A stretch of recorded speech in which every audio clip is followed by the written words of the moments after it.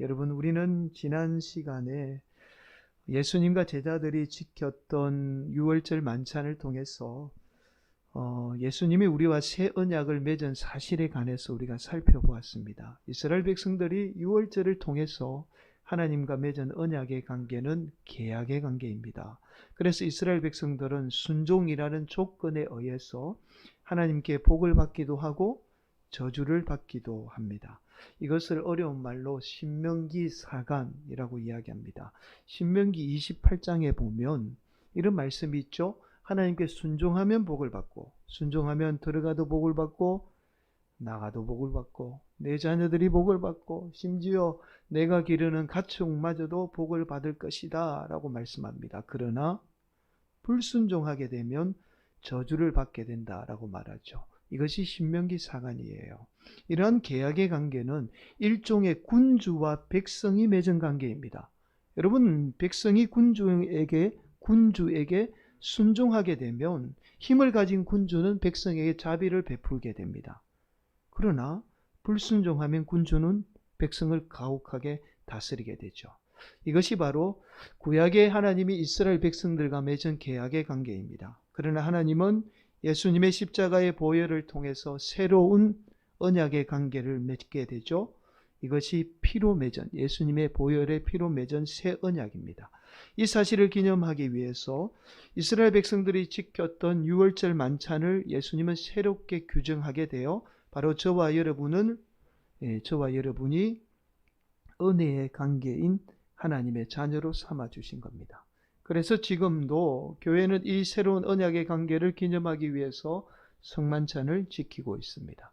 사랑하는 성도 여러분, 저와 여러분의 어떠한 수고와 노력 없이 은혜의 관계인 하나님의 자녀가 되었다는 이 말할 수 없는 무한한 사랑은 오늘도 저와 여러분이 이 세상을 이기게 하는 능력이 됩니다.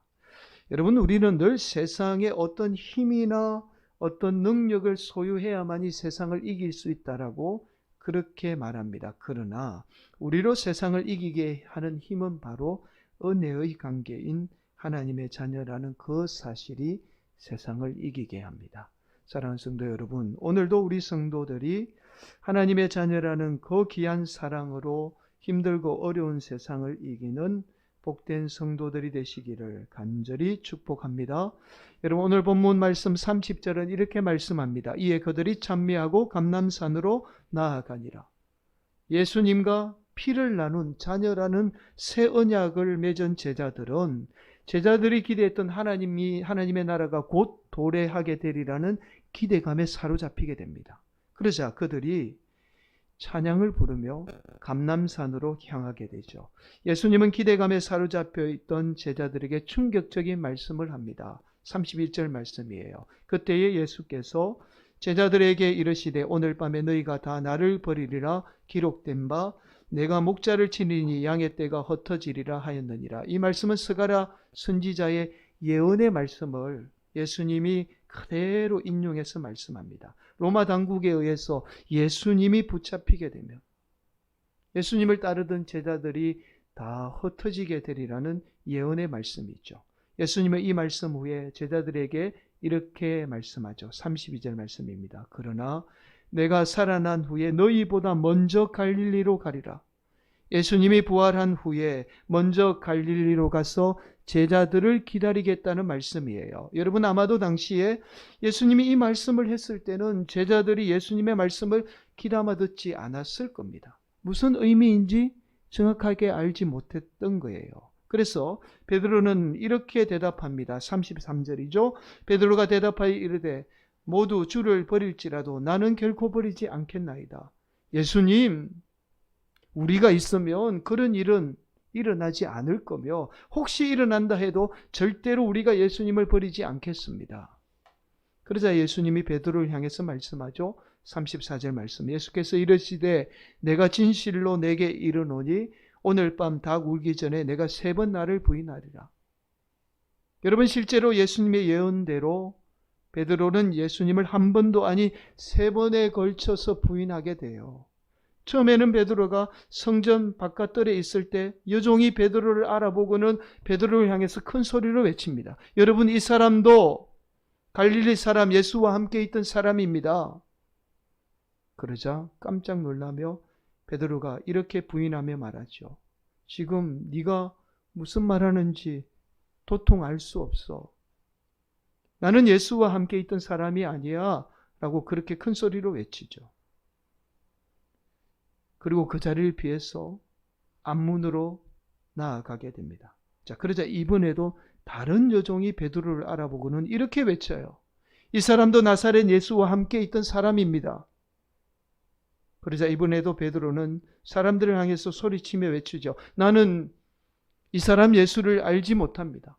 그렇게 황급히 그 자리를 떠나게 돼요. 그런데 이번에는 예수님을 구경하려고 모였던 사람들이 베드로를 알아보고는 베드로를 향해서 외치기 시작합니다. 맞아. 우리가 저 사람이 예수와 함께 있는 것을 보아서 저 사람도 예수와 같은 도당이야 라고 그렇게 외치기 시작하죠. 그러자 이번에는 베드로가 사람들을 향해서 예수님을 심지어 저주하며 하나님께 명세합니다. 나는 저런 인간, 저런 나쁜 인간을 알지도 못합니다. 하나님께 맹세코 저 사람을 알지 못합니다. 사람들은 하나님을 향해서 맹세까지 하던 이 베드로의 모습을 보고는 베드로를 향한 의심의 눈초리를 거두게 됐죠. 이러한 베드로의 부인에 대해서 예수님은 누구보다도 잘 알고 있었던 겁니다. 그래서 예수님은 3번에 걸친 정확하게 횟수마저도 말씀하며 베드로의 부인에 대해서 말씀하게 됐죠. 그러자 베드로는 자신의 말을 믿어주지 않던 예수님을 향해서 이렇게까지 말합니다. 35절 말씀이죠. 베드로가 이르되 내가 주와 함께 죽을지언정 주를 부인하지 않겠나이다 하고 모든 제자도 그와 같이 말하니라. 예수님이 만일 죽게 된다면 같이 죽겠습니다. 같이 죽는 한이 있어도 절대로 예수님을 부인하지 않겠습니다. 만일 함께 죽겠습니다. 이 모습을 지켜보던 제자들도 함께 예수님을 향해서 외칩니다. 예수님, 우리가 죽는 한이 있어도 예수님을 절대로 부인하지 않겠습니다. 이것이 오늘 본문의 말씀이에요. 여러분, 보통 우리가 알고 있는 예수님의 복음서는 최초의 복음서인 마가복음을 기초로 해서 기록하고 있습니다. 마가복음이 기록된 후에 마태는 마가복음에서 좀 부족한 부분을 추가해서 기록하게 돼요. 그 복음서가 우리가 함께 나누고 있는 마태복음입니다. 또한 마태복음마저도 기록하지 못한 이 부족한 부분을 누가가 추가해서 기록하게 되죠. 그 복음서가 바로 누가복음입니다. 그래서 갈수록 마가복음보다 마태복음이 분량이 많고 마태복음보다 누가복음이 분량과 내용이 길어지게 되죠. 반면에 요한복음은 조금 다른 관점에서 기록이 되었습니다. 요한복음은 마가복음, 마태복음, 누가복음에서 다루지 못했던 영적인 부분을 다루게 되죠. 그래서 우리가 이제 복음서 중에 마가, 마태, 누가복음은 따로 분리해서 공감복음서라고 말합니다. 다른 관점에서 기록이 되었다라는 말이죠. 여러분, 오늘 본문의 말씀은 그래서 마태가 자신의 복음서를 기록하면서 철저하게 이 마가복음의 자료를 따르고 있어요. 여러분, 오늘 말씀과 같은 마가복음의 내용을 먼저 한번 살펴보도록 하겠습니다. 마가복음 14장 26절에서 31절은 이렇게 말씀합니다. 한번 오늘 본문과 비교하면서 한번 보도록 하겠습니다. 예수께서 제자들에게 이르시되 너희가 다 나를 버리리라.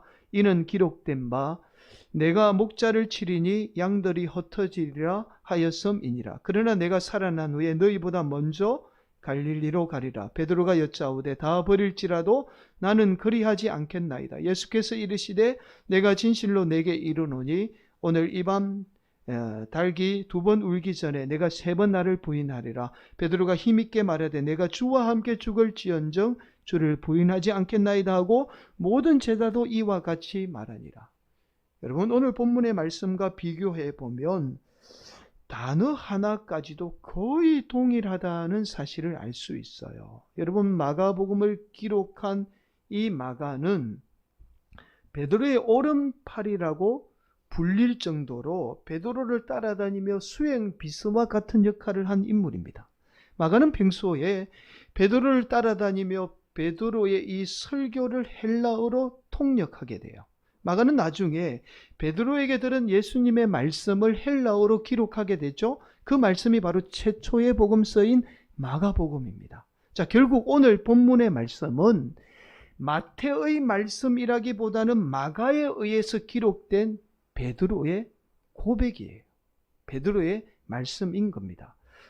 여러분, 그런데 이 베드로가 마가를 통해서 마가복음이 기록될 때는 베드로는 이미 초대교회를 이끌던 리더인 수장입니다. 자, 이 말은 곧 베드로의 건의가 초대교회의 건의와 같다는 말이에요. 자, 그래서 베드로가 예수님을 부인한 수치스러운 이야기를 드러낸다는 것은 결코 쉬운 일이 아닙니다. 단순한 가십거리가 아니에요. 만약에 누군가, 당시에는 이단들이 너무나 많았기 때문에 누군가 초대교회의 리더인 이 베드로의 약점을 잡고 공격을 하게 되면 단순히 베드로 개인만의 문제가 아니라 초대교회 전체의 문제로 발전할 소지가 있습니다. 그래서 베드로 개인에게나 초대교회에 있어서 이 리더인 수치를 드러내는 것은 결코 쉬운 일이 아니었던 거예요. 자, 그런데도 불구하고 베드로가 예수님을 한 번도 아닌 3번씩이나 부인한 자신의 수치를 드러내는 것은 바로 베드로가 갈릴리에서 만난 예수님 때문입니다.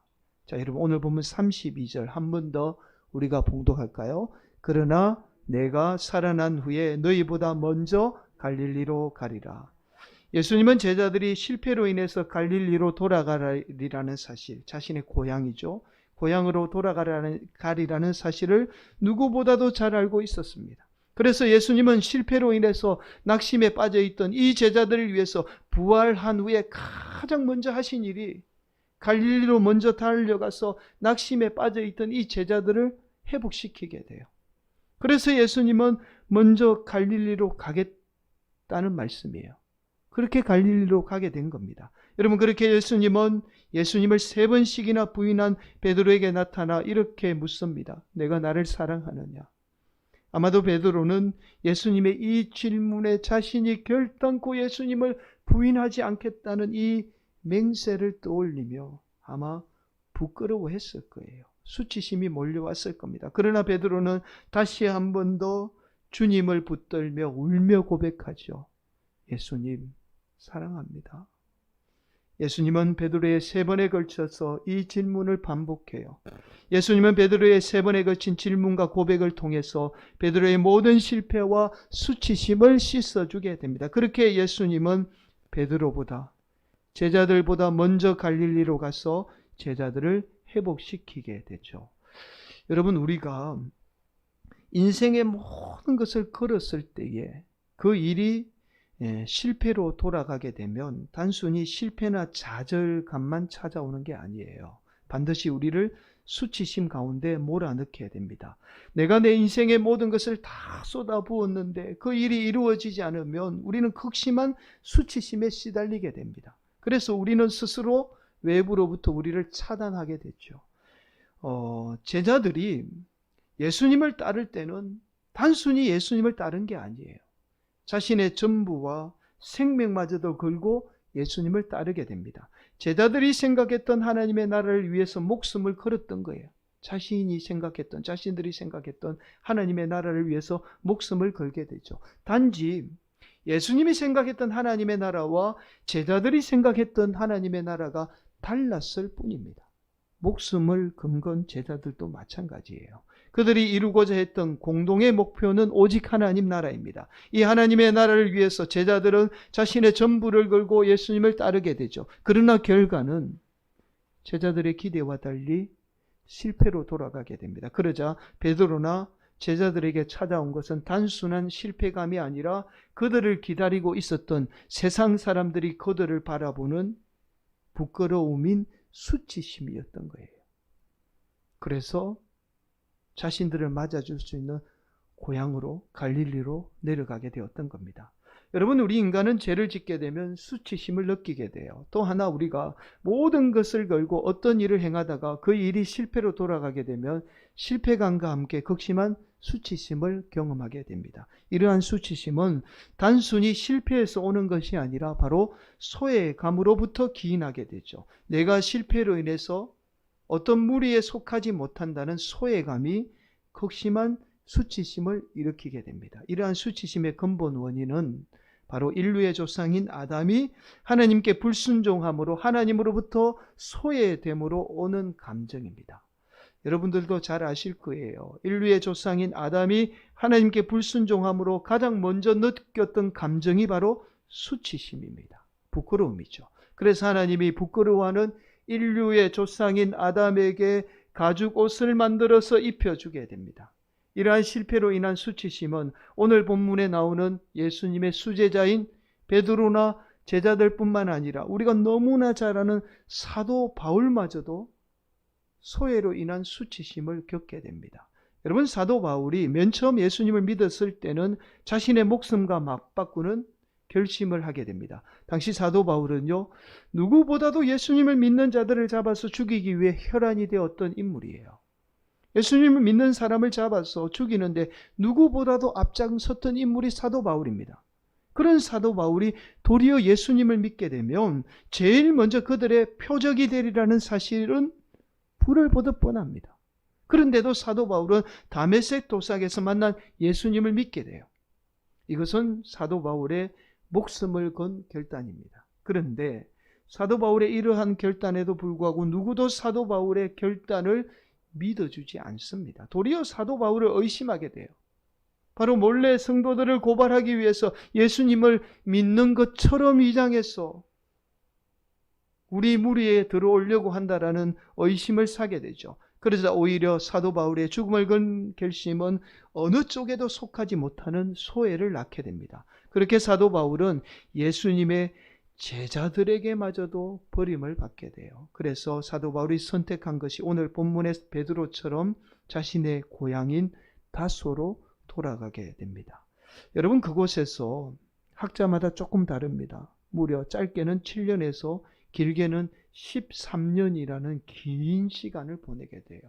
우리는 사도 바울이 예수 믿고 바로 선교했다라고 그렇게 알고 있지만 그렇지 않습니다.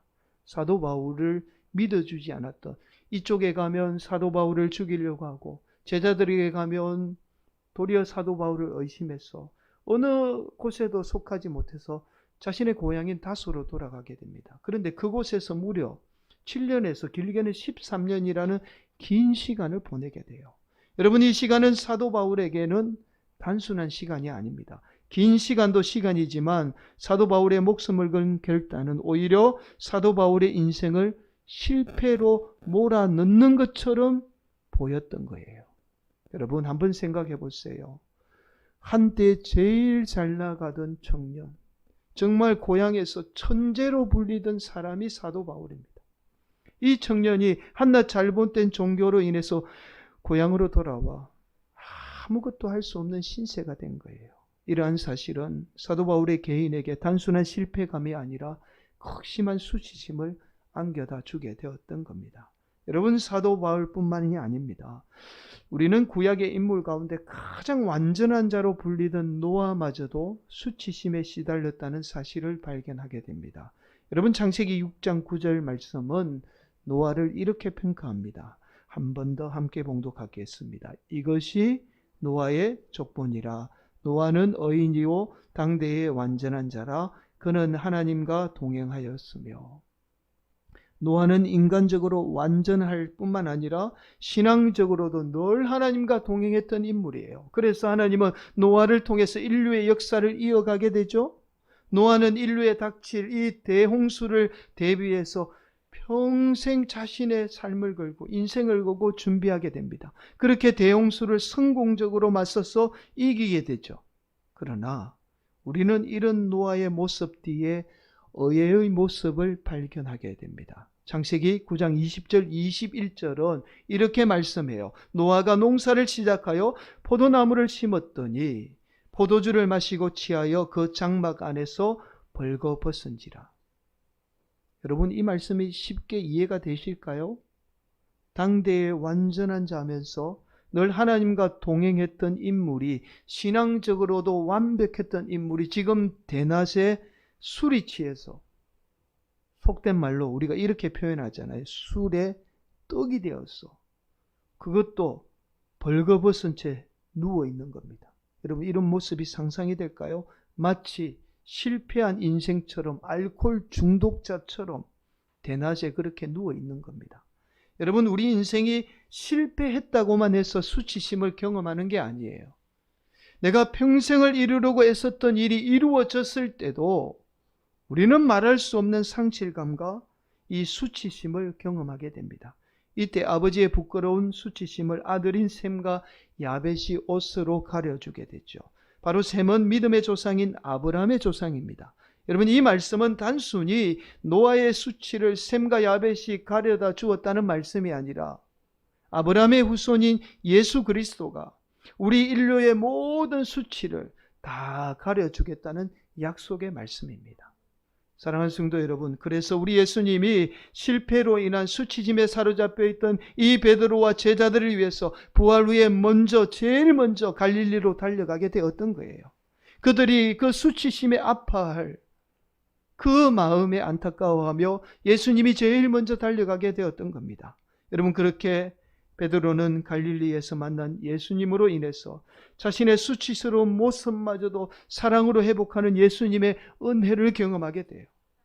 그래서 지금 베드로는 비록 자신이 예수님을 3번씩이나 부인한 것이 자신의 인생의 실패이자 수치스러운 일이지만 기꺼이 먼저 갈릴리에서 기다렸던 그 예수님을 만난 은혜를 지금 우리와 함께 나누고 있는 겁니다. 사랑하는 성도 여러분, 저와 여러분의 삶 가운데 갈릴리의 아픈 현장이 있죠. 실패로 인해서 어디에도 갈 수 없어서 우리가 갈릴리로 갔던 경험도 있고 앞으로 또 그런 경험을 하게 될 겁니다.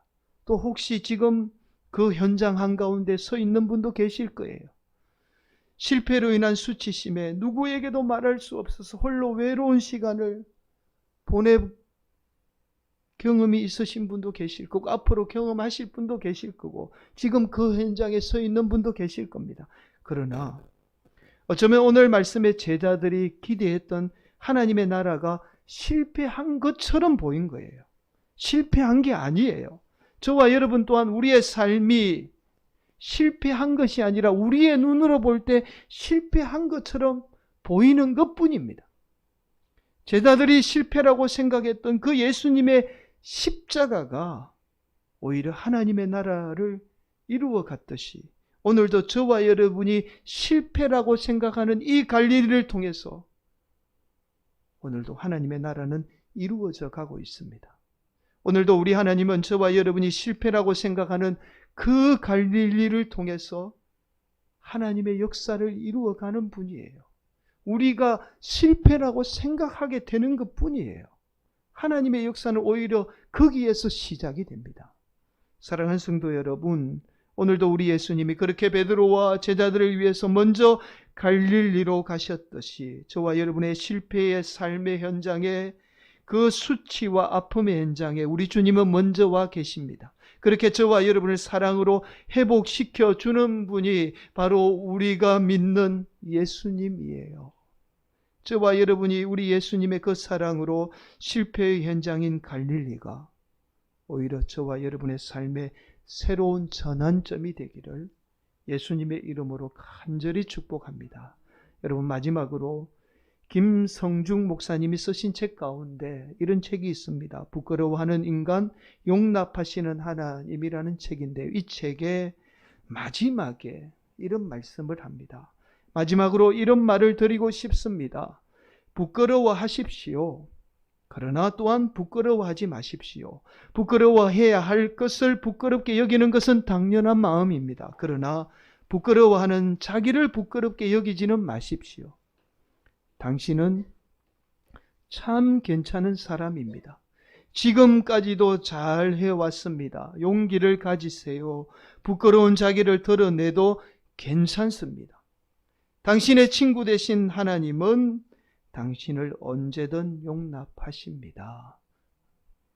여러분, 오늘도 여러분과 저의 아픔의 갈릴리에 우리 주님 만나셔서 다시금 회복되는 놀라운 은혜를 경험하는 복된 성도들이 되시기를 예수님의 이름으로 간절히 축원을 드리겠습니다.